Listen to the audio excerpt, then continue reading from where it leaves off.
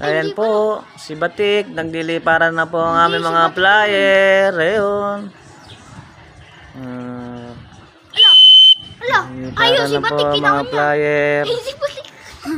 Hindi maalam. Ayan. Aba, bumabasa yun mo. Ayun o. Aba, hindi pala si Batik tulungan mo.